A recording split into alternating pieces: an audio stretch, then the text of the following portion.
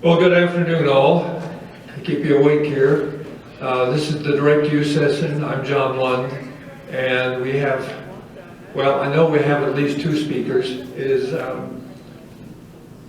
Okay. At any rate, the first speaker is going to Mr. William Foley, who just recently graduated from Cooper Union in mechanical engineering. Will be speaking on a very, very long title, Point of Use Automated Irrigation Systems for Enhanced Bottom Heat Agriculture Using Waste Steam Condensate in New York City and Waste Geothermal Hot Water and Steam Condensation Iceland. Boy, it's a mouthful, but okay, William, please.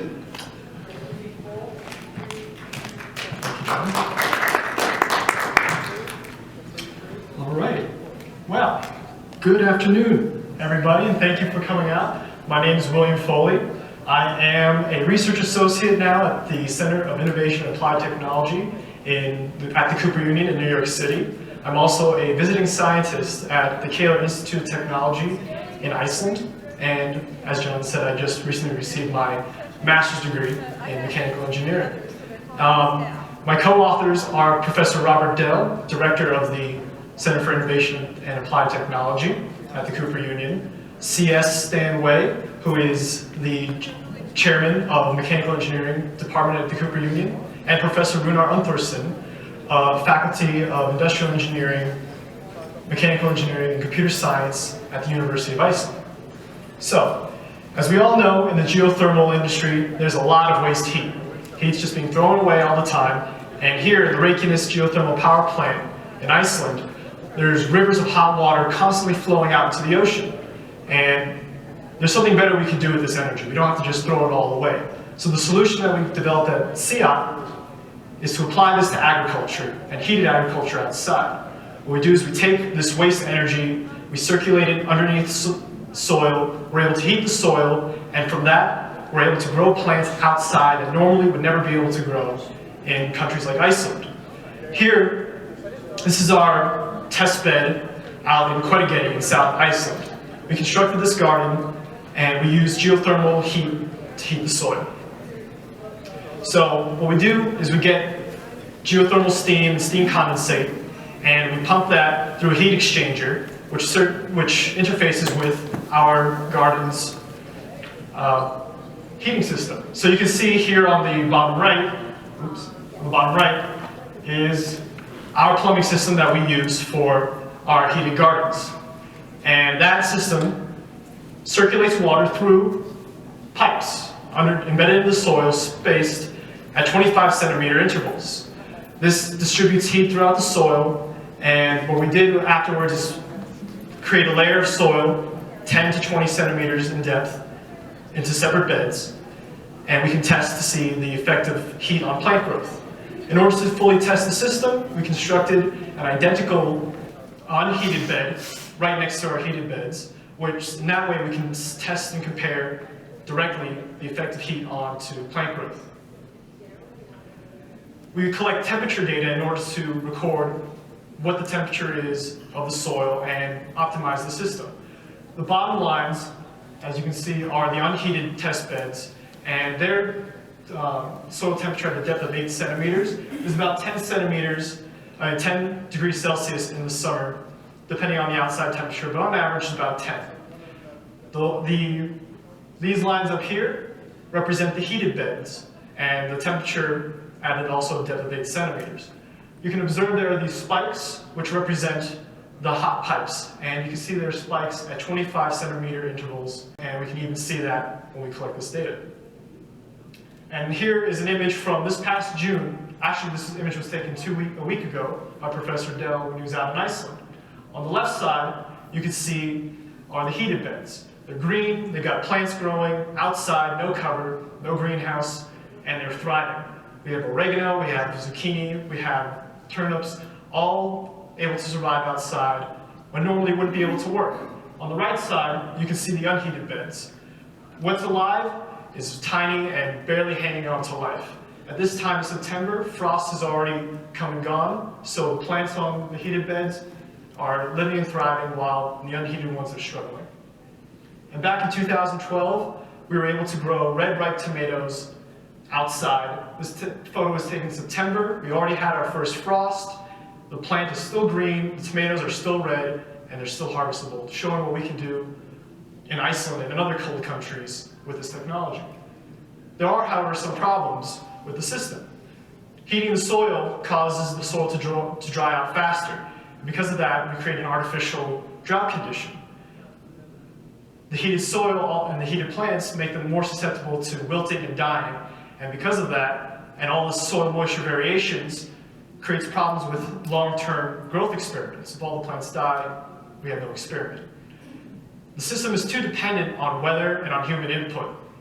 And overall, it's not autonomous, has no remote monitoring system, it needs maintenance, it needs humans, and in order to have a remote monitoring system, it would need an outside power source.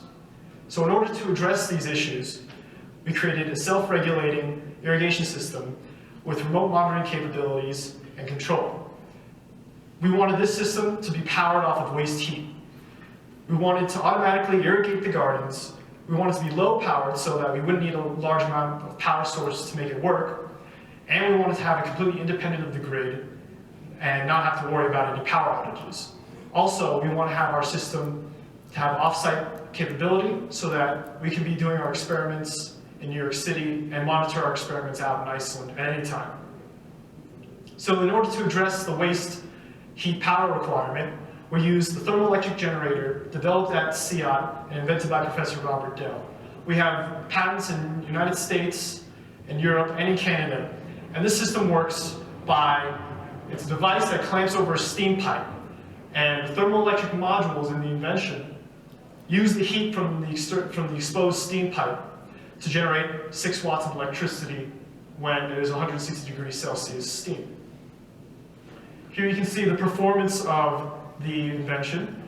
As voltage, here on the left, as you can see, voltage increases as steam temperature increases. And this is the steam temperature inside the pipe. On the right side, you can see that the voltage decreases as the ambient temperature increases. So what we want with this is as big of a temperature difference as possible in order to generate as much electricity as possible. So in a 4-minute sample of a 30-minute steady state test with steam temperature at 160 degrees Celsius and an ambient temperature of 30 degrees Celsius, we're able to get an open circuit voltage of 21 volts and a short circuit amperage of 1.1 amps. And this is the thermoelectric generator at 160 degrees steam, lighting an LED light. And here we have the thermoelectric generator in Hveragerði, Iceland, a few years ago, also powering an LED array with a steam temperature at 100 degrees Celsius. And finally, at the Kaler Institute of Technology, we have a third thermoelectric generator, also powering an LED light. So in order to make the system more robust and more usable, we ran a test using a 12-volt battery pack and a solar charge controller, hooked that up to the thermoelectric generator, and we were able to power a web camera. Later tests, we were able to charge robots and power more cameras. So the next step was to apply this technology to a remote control system. And so here, as you can see, is one of my first lab tests. And from the wiring, you can definitely see it's a first lab test. In this setup, I use an Arduino microcontroller in order to control the system. It collects soil moisture and ambient temperature data through a moisture sensor and a thermocouple. The data is collected and stored to an SD card and an SD card shield that's attached directly to the Arduino system. The Arduino is also wired to a pump in this test, and I connected that pump to an external water reservoir. The soil moisture sensor was put into a container of soil, and when the soil read a soil moisture level of a lower threshold that I had preset to 50%, it activated the pump, which circulated water from the reservoir through an irrigation pipe, a porous pipe irrigation line, which then watered the soil. And then when the soil reached an upper level boundary, which I preset to 90%, it cut off power to the pump and ceased irrigation. So based off of the success from early tests, I developed the Icelandic irrigation system in 2014, a little more cleaned up, ready to be traveled over to Iceland. The system setup was pretty much the same, except a little more suited for travel. I placed that system inside of a container in the greenhouse adjacent to the heated gardens so that it will be able to monitor the soil moisture. Next, I put in a soil moisture sensor directly into the heated garden and wired that back to the control system. Finally, the next step was to control irrigation. Here we bought a commercially available Ribbonland water timer. Except we didn't want to use a timer, we wanted to connect it to the data acquisition system. So we got rid of the timer piece and modified the system to interface with the data acquisition. So my system hooks up to the solenoid valve here in the timer, which is connected to the municipal water line that feeds into the greenhouse.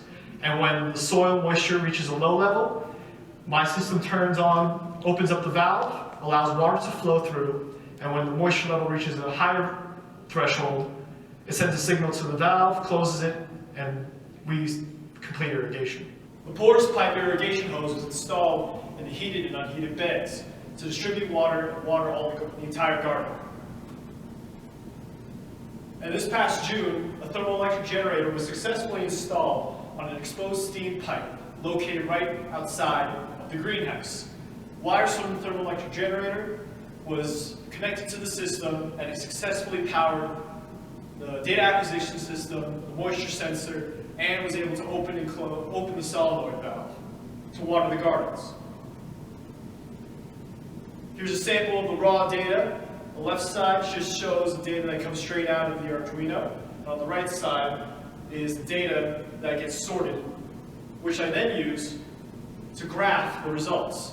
This graph shows the moisture in the heated garden in Iceland in June 2014.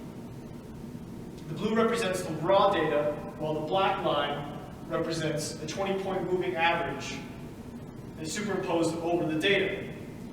Now, you can see the moisture level range from 80% to 100%. This is because during that summer, it rained nearly every single day. But we can see that during some parts of the day, the moisture level decreased, going down to 80%. And then if it rained, the moisture level would increase again back to 100%. So it was sensitive enough to pick up on daily weather conditions. So, overall, the irrigation system successfully collects and stores moisture data. It's capable of controlling a pump and also capable of opening and closing a solenoid valve, both of which are able to water the gardens.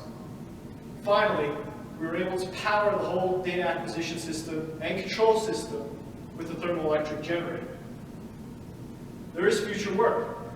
We want to develop an application for the phone so we can monitor the system at any time and anywhere in the world. That way we can see if the gardens in Iceland are working from our home in New York City. We want to decrease the energy usage of the system to make it as efficient as possible. If for any reason the thermoelectric generator does not provide enough electricity, a backup battery will be there to give it electricity, and we want the system not to drain the battery in 2 minutes. We also want to automate the soil calibration system. That way we can take the data acquisition system, place it anywhere in the world for any soil type. We want to improve the system packaging and user interface so it's easier for people to use. We want to incorporate the heated garden circulation pump control into the system. That way we can control the soil temperature using the hot water circulating underneath the soil. And finally, we ultimately want to develop a turnkey solution for watering and monitoring the system and future commercialization of the heated gardens and the data acquisition and control system. I'd like to acknowledge and thank the Center for Innovation and Applied Technology, the Cooper Union for the Advancement of Science and Arts, the Agricultural University of Iceland, the Kaler Institute of Technology, the University of Iceland, and SETAC. Also, I'd like to give out a very big and special thank you to everyone who contributed to my GoFundMe campaign. You all gave me your support and helped me get to this conference today. I'd like to thank Gloria and James Foley, Magali Buitrago, Mary O's Bar and Restaurant, Roger Meyer, Eric Hoffer, John Nicholas Powell, Daniel Goligorsky, Runar Unterson, Lou Gasco, Alexander Bronfman, Howie Chu, Michael Blau, and the anonymous donor. I'd also like to give a big special thank you to Matthew at GoFundMe for contributing 50% of my fundraiser to me. Really appreciate all the help everyone's given to me, and I'm so honored to have the opportunity to come here and speak. Thank you very much. Questions?